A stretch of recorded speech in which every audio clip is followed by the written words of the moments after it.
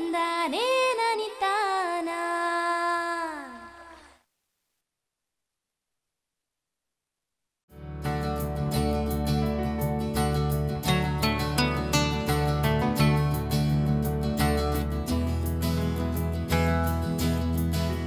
ರೇಷ್ಮೆ ಉತ್ಪಾದನೆಯಲ್ಲಿ ನಮ್ಮ ದೇಶ ಚೀನಾದ ನಂತರ 2ನೇ ಅತಿದೊಡ್ಡ ರಾಷ್ಟ್ರವಾಗಿದೆ. ನಾವು ಉತ್ಪಾದಿಸುವ ರೇಷ್ಮೆಗೆ ದೇಶೀಯ ಮಾರುಕಟ್ಟೆ ಅಲ್ಲದೆ ಅಂತಾರಾಷ್ಟ್ರೀಯ ಮಾರುಕಟ್ಟೆಯಲ್ಲಿಯೂ ಉತ್ತಮ ಬೇಡಿಕೆ ಇದೆ. ನಮ್ಮ ರಾಜ್ಯದಲ್ಲಿಯೂ ಬಹುಪಾಲು ಜನ ರೇಷ್ಮೆ ಕೃಷಿಯನ್ನು ಅವಲಂಬಿಸಿದ್ದಾರೆ.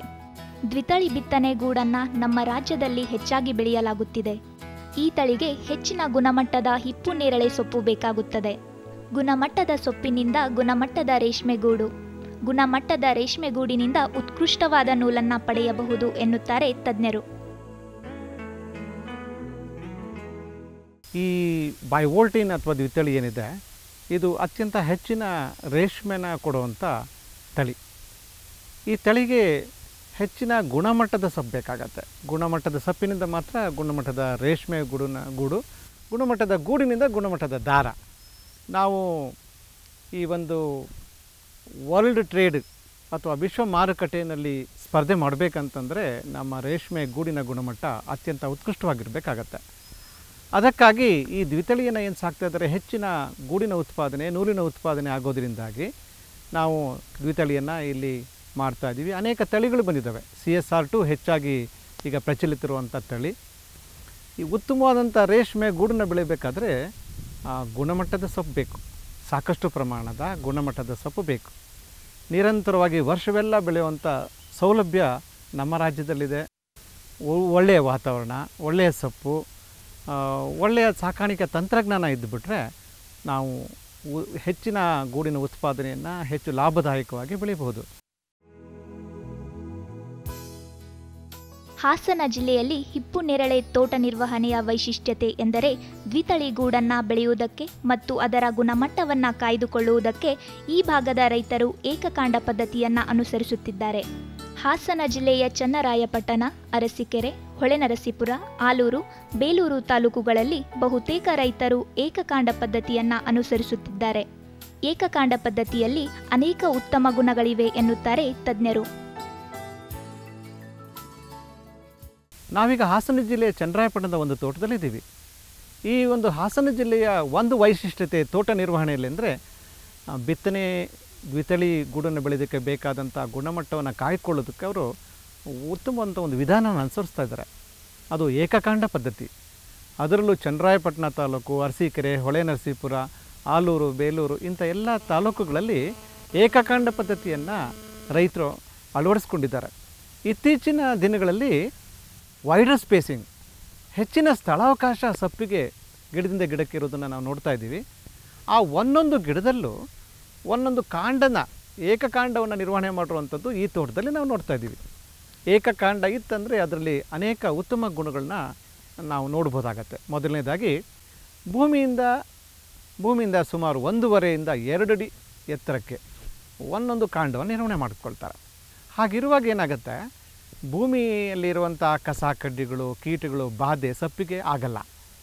ಆ ಒಂದು ಏನು ಕಾಂಡ ಇರುತ್ತೆ, ಆ ಕಾಂಡ ನೀರು ಮತ್ತು ಆಹಾರವನ್ನು ಶೇಖರಿಸಿಕೊಳ್ಳುತ್ತೆ. ಹಾಗಾಗಿ ಉತ್ತಮವಾದಂಥ ಸೊಪ್ಪನ್ನು ನಾವು ಪಡೆಯೋದಕ್ಕೆ ಸಾಧ್ಯವಾಗತ್ತೆ. ಜೊತೆಗೇನಾಗುತ್ತೆ, ಈ ಕೆಸರು, ಮಣ್ಣು ಇವೆಲ್ಲ ಅದಕ್ಕೆ ತಾಕಲ್ಲ, ಎತ್ತರದಲ್ಲಿರ್ತದೆ. ಬೇಕಾದಷ್ಟು ಕೊಂಬೆಗಳನ್ನು ಅವ್ರು ನಿರ್ವಹಣೆ ಮಾಡೋಕ್ಕೆ ಸಾಧ್ಯ ಆಗುತ್ತೆ. ಹೀಗಿರೋದ್ರಿಂದ ಏನಾಗುತ್ತೆ, ನಾವು ಗುಣಮಟ್ಟದ ಸೊಪ್ಪನ್ನು ಪಡೆಯೋದಕ್ಕೆ ಸಾಧ್ಯ ಆಗುತ್ತೆ. ರೇಷ್ಮೆ ಯಶಸ್ಸಿನ ಸೂತ್ರಗಳಲ್ಲಿ ಪ್ರಾಮುಖ್ಯವಾದಂಥ ಒಂದು ಅಂಶ ಅಂತಂದರೆ 100ಕ್ಕೆ 38 ಭಾಗದಷ್ಟು ಯಶಸ್ಸು ರೇಷ್ಮೆಯ ಗುಣಮಟ್ಟದ ಸೊಪ್ಪಿನಲ್ಲಿರ್ತದೆ. ಸೊಪ್ಪು ಸಾಕಷ್ಟು ಪ್ರಮಾಣದಲ್ಲಿರಬೇಕು, ತಾಜಾ ಇರಬೇಕು, ಗುಣಮಟ್ಟದ್ದಾಗಿರಬೇಕು. ಅದಕ್ಕಾಗಿ ಈ ಒಂದು ಪದ್ಧತಿ ಪ್ರಾಮುಖ್ಯವಾಗಿರ್ತದೆ.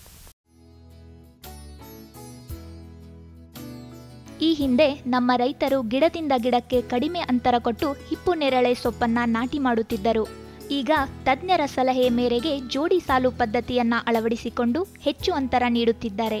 ಅಲ್ಲದೆ ಇದರ ಜೊತೆಗೆ ಏಕಕಾಂಡ ಪದ್ಧತಿಯನ್ನು ಅಳವಡಿಸಿಕೊಂಡಿರುವುದರಿಂದ ಗುಣಮಟ್ಟದ ಸೊಪ್ಪನ್ನು ಪಡೆಯಬಹುದು ಎನ್ನುತ್ತಾರೆ ತಜ್ಞರು.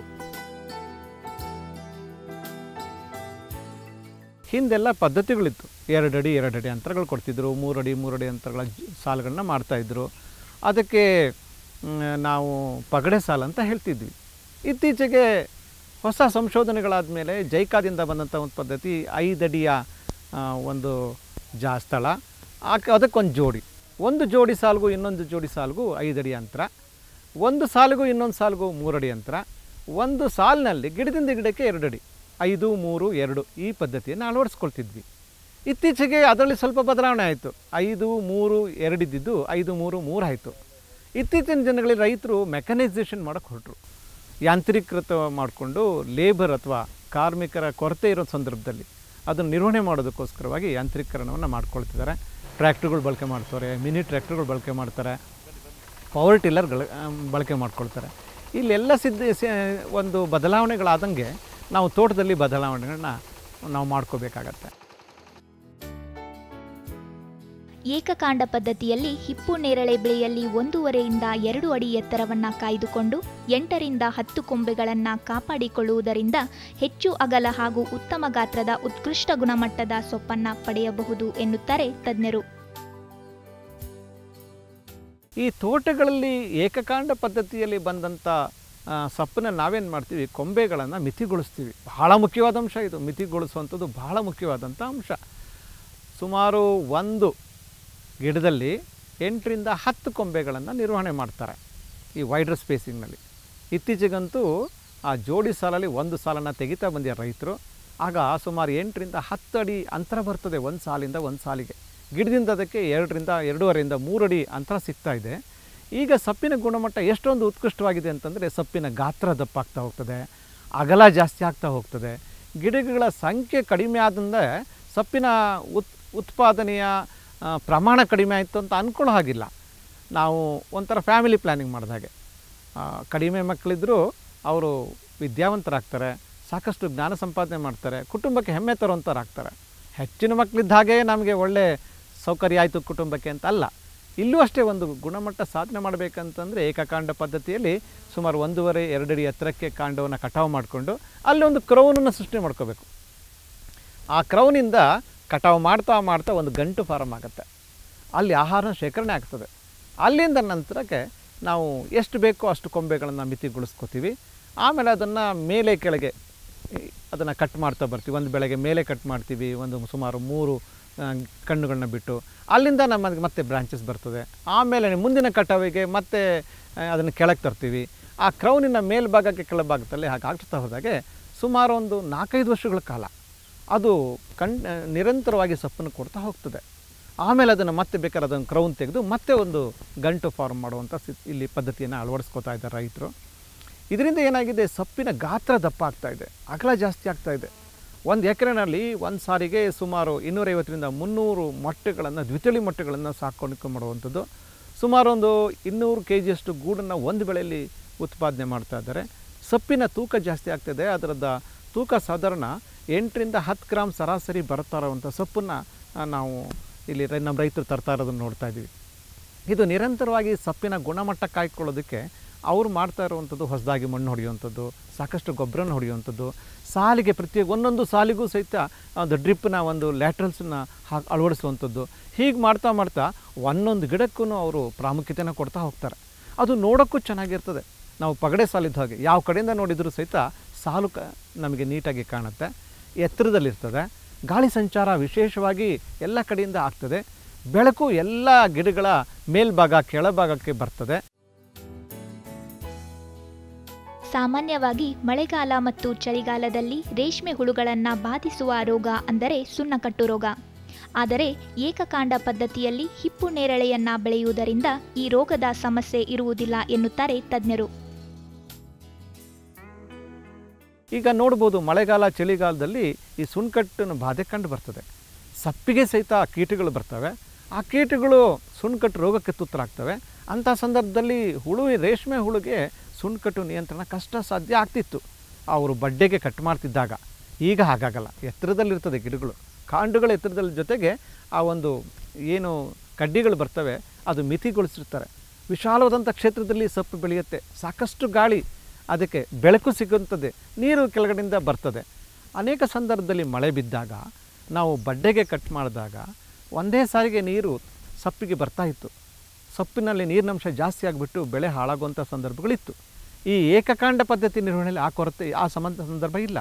ಮಳೆ ಬಿದ್ದಲಿ ನೀರು ಹೆಚ್ಚಾಗಿ ಕೊಟ್ಟರೂ ಸಹಿತ ಕಾಂಡದ ಮೂಲಕವಾಗಿ ನೀರು ಆ ಸೊಪ್ಪುಗಳಿಗೆ ತಲುಪಬೇಕಾಗತ್ತೆ. ಹಾಗಿರುವಾಗ ಗುಣಮಟ್ಟದ ಸೊಪ್ಪು ಸಿಗತ್ತೆ. ನಿರಂತರವಾಗಿ ವರ್ಷವಿಡೀ ನಮಗೆ ಗುಣಮಟ್ಟದ ಸೊಪ್ಪು ಸಿಗ್ತಾ ಇರೋದ್ರಿಂದ ವರ್ಷವೆಲ್ಲ ಇವರು ಬೆಳೆನ ಮಾಡ್ಕೊಂಬರ್ತಾ ಇದ್ದಾರೆ. ಇತ್ತೀಚೆಗೆ ರೈತರು ತಮ್ಮ ಪ್ರದೇಶವನ್ನ 2 ಭಾಗಗಳಾಗಿ ವಿಂಗಡಿಸಿ ನಿರಂತರ ಹಿಪ್ಪುನೇರಳೆ ಸೊಪ್ಪನ್ನ ಹುಳುಗಳಿಗೆ ಪೂರೈಸುತ್ತಿದ್ದಾರೆ. ಅಲ್ಲದೆ ಏಕಕಾಂಡ ಪದ್ಧತಿಯಲ್ಲಿ ಗಿಡಗಳ ಅಂತರ ಹೆಚ್ಚಿರುವುದರಿಂದ ಯಂತ್ರಗಳನ್ನು ಬಳಸಿ ಅಂತರ್ ಬೇಸಾಯ ಕೈಗೊಳ್ಳಲು ಹೆಚ್ಚು ಅನುಕೂಲವಾಗುತ್ತದೆ. ಈ ಪದ್ಧತಿಯಲ್ಲಿ ಕಟಾವಿಗೆ ಹೆಚ್ಚಿನ ತೊಂದರೆ ಇರುವುದಿಲ್ಲ. ಅಲ್ಲದೆ ಏಕಕಾಂಡ ಪದ್ಧತಿಯನ್ನ ಅಳವಡಿಸಿಕೊಂಡದ್ದೇ ಆದಲ್ಲಿ ಸುಲಭವಾಗಿ ರೋಗಗಳನ್ನು ನಿಯಂತ್ರಿಸಬಹುದು ಎನ್ನುತ್ತಾರೆ ತಜ್ಞರು. ಈಗಂತೂ ತೋಟಗಳನ್ನು 2 ಭಾಗ ಮಾಡ್ಕೋತಾರೆ. ಒಂದು ಭಾಗದಲ್ಲಿ ಬೆಳೆ ಮಾಡಿ ಮುಗಿತಿದ್ದಾಗೆ ಮತ್ತೊಂದು ಭಾಗದಲ್ಲಿ ಸೊಪ್ಪು ಸಿದ್ಧ ಆಗಿರ್ತದೆ. ಹಾಗೆ ನಿರಂತರವಾಗಿ ತಾಜಾ ಸೊಪ್ಪನ್ನು ನಾವು ಒದಗಿಸ್ಕೋಬೇಕಂದ್ರೆ ಈ ಒಂದು ಏನು ಪದ್ಧತಿ ಅಳವಡಿಸ್ಕೊಂಡಿದ್ದಾರೆ ಇದು ನಿಜವಾಗೂ ಒಂದು ವರ ಆಗಿ ಪರಿಣಮಿಸಿದೆ ರೈತರಿಗೆ. ಅದು ನೋಡೋಕ್ಕೂ ಚೆನ್ನಾಗಿದೆ, ನಿರ್ವಹಣೆ ಮಾಡೋ ವಿಧಾನವೂ ಸರಿಯಾಗುತ್ತೆ. ಇದರಲ್ಲಿ ಟ್ರ್ಯಾಕ್ಟ್ರ್ ಉಳಿಸೋದಕ್ಕೆ ಅಥವಾ ಪವರ್ ಟಿಲ್ಲರ್ ಬಳಕೆ ಮಾಡೋದಕ್ಕೆ ಅಥವಾ ನಾವು ಮೆಕನೈಸೇಷನ್ ಏನು ಮಾಡ್ತೀವಿ ಅದನ್ನು ಸುಲಭವಾಗಿ ಮಾಡಬೇಕಾಗತ್ತೆ. ಕೈಗೆಟುಕೋ ರೀತಿಯಲ್ಲಿ ಬ್ರಾಂಚಸ್ ಇರುತ್ತೆ, ಕಟಾವು ಮಾಡೋದು ಸುಲಭ ಆಗ್ತದೆ. ಆಮೇಲೆ 2 ಸಲ 3 ಸಲ ಅದರಲ್ಲಿರುವಂಥ ಹೆಚ್ಚಿನ ರೆಂಬೆಗಳನ್ನು ತೆಗಿತಾರೆ. ಪ್ರಾರಂಭದಲ್ಲಿ ಒಂದು ಸಲ ಕಟಾವು ಮಾಡಿದಾಗ ಒಂದೇ ಸಲ ಸುಮಾರು ಒಂದು 20-25 ಟಿಸಿಲ್ಗಳು ಬರ್ತವೆ. ಅದರಲ್ಲಿ ಅಶಕ್ತವಾಗಿರೋಂಥ ಕೊಂಬೆಗಳನ್ನು ತೆಗಿತಾರೆ. ಆಮೇಲೆ ಮತ್ತೆ ಬೆಳೆದಾಗ ಸುಮಾರು ಜಲಗಡ್ಡೆಗಳು ಬರ್ತವೆ, ಅದನ್ನು ಸಹಿತ ಮಿತಗೊಳಿಸ್ತಾರೆ. ಅವ್ರ ತೋಟದ ವಿಸ್ತರಣೆಗೆ ಸಂಬಂಧಪಟ್ಟಂತೆ ಎಷ್ಟು ಅಗಲ ಇದೆ, ಗಿಡದಿಂದ ಗಿಡಕ್ಕೆ ಅಂತರ ಏನಿದೆ, ಸಾಲಿಂದ ಸಾಲಿಗೆ ಎಷ್ಟು ಅಂತರ ಇದೆ, ಅಲ್ಲಿ ಎಷ್ಟು ಕೊಂಬೆಗಳನ್ನ ನಿರ್ವಹಣೆ ಮಾಡಬೇಕು ಅನ್ನೋದು ರೈತನ ಗಮನಕ್ಕೆ ಬರ್ತದೆ ಅವನು. ಅದರಿಂದಾಗಿ ಉತ್ಕೃಷ್ಟವಾದ ಸೊಪ್ಪು ತರೋದಕ್ಕೆ ಇದೊಂದು ವರ ಅಂತ ಪ್ರಮಾಣಿಸಿದೆ. ಒಬ್ಬರಿಬ್ಬರು ಇದನ್ನು ಮಾಡಿದಾಗ ಅದನ್ನು ಇತರೆಯವರು ಅದ್ರ ಮಾದರಿಯಾಗಿ ಅನುಸರಿಸ್ತಾ ಬಂದರು. ಇವತ್ತು ಈ ಒಂದು ಚನ್ನರಾಯಪಟ್ಟಣ ತಾಲೂಕಿನಾದ್ಯಂತ ಎಲ್ಲ ರೈತರು 100ಕ್ಕೆ 90 ಭಾಗ ರೈತರು ಏಕಕಾಂಡ ಪದ್ಧತಿಯನ್ನು ಅಳವಡಿಸ್ಕೊಂಡಿದ್ದಾರೆ. ಹಾಗಾಗಿ ಅವರು ಬೆಳೆ ಯಶಸ್ಸಾಗ್ತದೆ. ರೋಗಗಳು ತುಂಬಾ ನಿಯಂತ್ರಣಕ್ಕೆ ಬಂದಿದೆ. ವರ್ಷವಿಡೀ ಒಳ್ಳೆ ಧಾರಣೆಯೂ ಸಿಗ್ತಾಯಿದೆ ರೇಷ್ಮೆಗೆ. ರೇಷ್ಮೆ ಬೆಳೆ ಯಶಸ್ಸಿನ ಮುಖ್ಯ 38% ಯಶಸ್ಸಿನ ಸೂತ್ರದ ಅಂಶ ಸೊಪ್ಪಿನಲ್ಲಿರೋದ್ರಿಂದ ಗುಣಮಟ್ಟದ ಸೊಪ್ಪು ಏಕಕಾಂಡ ಪದ್ಧತಿಯ ನಿರ್ವಹಣೆ ಸರಿಯಾದ ನಿರ್ವಹಣಾ ಕ್ರಮದಿಂದ ಅದಕ್ಕೆ ಲಭ್ಯ ಆಗ್ತಾಯಿದೆ. ನೋಡ್ಬೋದು ಈ ಜಿಲ್ಲೆಯಲ್ಲಿ ಯಾವುದೇ ತೋಟಕ್ಕೆ ಹೋದರೂ ಖುಷಿ ಆಗ್ತದೆ ನೋಡೋಕ್ಕೆ. ಅದೊಂದು ಪಾರ್ಕ್ ಇದ್ದಂಗೆ ಇರ್ತದೆ. ಒಂದೊಂದು ಗಿಡನೂ ಸಹಿತ ಒಂದು ಮರಗಡ್ಡಿ ಥರ ಬೆಳೆದಿರ್ತದೆ. ಅದು ಉತ್ಕೃಷ್ಟವಾದ ಸೊಪ್ಪು ಕೊಡೋದ್ರಿಂದಾಗಿ ಅವನಿಗೆ ರೋಗ ಬರ್ತಾ ಇಲ್ಲ ಹುಳುಗಳಿಗೆ. ಗುಣಮಟ್ಟದ ಸೊಪ್ಪು, ಏಕರೀತಿಯ ಸೊಪ್ಪು, ಏಕರೀತಿಯ ತೋಟ ನಿರ್ವಹಣೆ, ಏಕರೀತಿಯ ಗೂಡಿನ ಹುಳುವಿನ ಒಂದು ಬೆಳವಣಿಗೆ. ಹಾಗಾಗಿ ಏಕರೀತಿಯ ಗೂಡು ಇವತ್ತಿನ ಬೇಕಾಗಿರೋದು. ಗುಣಮಟ್ಟದ ಗೂಡಿನ ಮೊದಲನೇ ಆದ್ಯತೆ ಅಂದರೆ ಏಕರೂಪದ ಗೂಡು. ಸಾಕಷ್ಟು ಪ್ರಮಾಣದ ರೇಷ್ಮೆ ಅಂಶ ಇದಿರಬೇಕು, ಅದಿರ್ತದೆ. ಹುಳುಗಳಿಗೆ ಗುಣಮಟ್ಟದ ಸೊಪ್ಪನ್ನು ಪೂರೈಸುವುದರಿಂದ ವಿಶೇಷವಾಗಿ ಗೂಡುಗಳಲ್ಲಿ ಪ್ರಿಪರೇಷನ್ ಚೆನ್ನಾಗಿರುತ್ತದೆ. ಬಿತ್ತನೆಗೆ ಯೋಗ್ಯವಾದ ಗೂಡುಗಳನ್ನು ಬೆಳೆಯಲು ಸಾಧ್ಯವಾಗುತ್ತದೆ ಎನ್ನುತ್ತಾರೆ ತಜ್ಞರು. ಈ ಬಿತ್ತನೆಗೆ ಬೆಳೆಯುವಂಥ ರೇಷ್ಮೆ ಬೆಳೆಗಾರರು ಏನಿಲ್ಲಿ ಈ ಒಂದು ವಿಧಾನನ ಅಳವಡಿಸ್ಕೊಂಡಿದ್ದಾರೆ, ಅದರಿಂದಾಗಿ ಬರುವಂಥ ಗೂಡಿನಲ್ಲಿ ಪ್ಯೂಪೇಷನ್ ಅಂತ ಹೇಳ್ತೀವಿ. ಎಷ್ಟು ಮಾರ್ಪಾಡಾಗತ್ತೆ ಅದು ಪ್ಯೂಪ ಆಗಿ ಅಂತ, ಅದು ಭಾಳಷ್ಟು ಚೆನ್ನಾಗಿರುತ್ತೆ. ಸುಮಾರು 90 ಭಾಗಕ್ಕೂ ಹೆಚ್ಚು ಹುಳುಗಳು ಪ್ಯೂಪ ಆಗಿ ಮಾರ್ಪಾಡಾಗಿರುತ್ತೆ. ಹಾಗಾಗಿ ಬಿತ್ತನೆಗೆ ತುಂಬ ಯೋಗ್ಯವಾದಂಥ ಅಂಶ ಇದರಲ್ಲಿ ನಮಗೆ ಕಂಡು ಬರ್ತಾ ಇದೆ. ಹಾಗೆ ಇದೊಂದು ಹಾಸನ ಜಿಲ್ಲೆ ಇರುವಂಥ ಬಿತ್ತನೆ ಕೋಟಿ ಏನಿದೆ ಅದು ದ್ವಿತಳಿ ಬಿತ್ತನೆ ಕೋಟಿ. ಅಲ್ಲಿ ತಯಾರು ಮಾಡುವಂಥ ಗೂಡುಗಳು ಎಕ್ಸೋಟಿಕ್ ವಿದೇಶಿ ತಳಿ CSR2 ಹೆಚ್ಚಾಗಿ ಇಲ್ಲಿ ಮಾಡ್ತಾಯಿದ್ದೀವಿ. ಹೈಬ್ರಿಡ್ ಸಹಿತ ನಮ್ಮ ರೈತರು ಇಲ್ಲಿ ಬೆಳೀತಾರೆ ಜಿಲ್ಲೆಯಲ್ಲಿ. ಅವ್ರಿಗೂ ಸಹಿತ ಈ ಒಂದು ಗುಣಮಟ್ಟದ ಏಕಕಾಂಡ ಪದ್ಧತಿಯ ಸೊಪ್ಪಿನ ಗುಣಮಟ್ಟದಿಂದಾಗಿ ಬೆಳೆ ಯಶಸ್ಸಾಗ್ತಾಯಿದೆ. ಬಹಳ ಸಂತೋಷವಾಗಿದೆ. ರೈತರು ಲಕ್ಷಾಂತರ ರೂಪಾಯಿ ಹಣ ಸಂಪಾದನೆ ಮಾಡ್ತಾರೆ. ಸ್ವಾವಲಂಬನೆಯ ಬದುಕು ಅವರದ್ದಾಗಿದೆ. ಇದೆಲ್ಲದಕ್ಕೆ ಸೊಪ್ಪಿನ ಆದ್ಯತೆ, ಸೊಪ್ಪಿನ ಗುಣಮಟ್ಟದ ನಿರ್ವಹಣೆ ಮಾಡೋದಕ್ಕೆ ಈ ಕ್ರಮ ನಿಜವಾಗೂ ಚೆನ್ನಾಗಿದೆ. ಭಾಳ ಇನ್ನೂ ಹೆಚ್ಚಿನ ರೈತರು ಇದನ್ನು ಮಾದರಿಯಾಗಿ ಅಳವಡಿಸ್ಕೊಂಡು ಯಶಸ್ಸನ್ನು ಪಡಿಬಹುದು ಅನ್ನೋದ್ರಲ್ಲಿ ಯಾವುದೇ ಅನುಮಾನ ಇಲ್ಲ. ಅನೇಕ ರೈತರಿದ್ದಾರೆ. ಅವರನ್ನು ಬಂದು ಕಾಂಟ್ಯಾಕ್ಟ್ ಮಾಡಿದರೆ ಅಥವಾ ಸಂಪರ್ಕ ಮಾಡಿದರೆ ಅವರ ಮಾಹಿತಿಯನ್ನು ಪಡಿಬಹುದಾಗತ್ತೆ. ಈ ಮಾದರಿಯನ್ನು ಇತರರು ಅನುಸರಿಸೋಕ್ಕೆ ನಿಜವಾಗ್ಲೂ ಅನುಕೂಲಕರವಾಗಿದೆ. ಒಟ್ಟಾರೆ ರೇಷ್ಮೆ ಬೆಳೆಗಾರರು ಹಿಪ್ಪುನೇರಳೆ ಕೃಷಿಯಲ್ಲಿ ಏಕಕಾಂಡ ಪದ್ಧತಿಯನ್ನ ಅಳವಡಿಸಿಕೊಂಡದ್ದೇ ಆದಲ್ಲಿ ಉತ್ಕೃಷ್ಟ ಗುಣಮಟ್ಟದ ರೇಷ್ಮೆಗೂಡನ್ನ ಪಡೆಯುವುದರ ಜೊತೆಗೆ ಉತ್ತಮ ಲಾಭವನ್ನ ಪಡೆಯಬಹುದಾಗಿದೆ.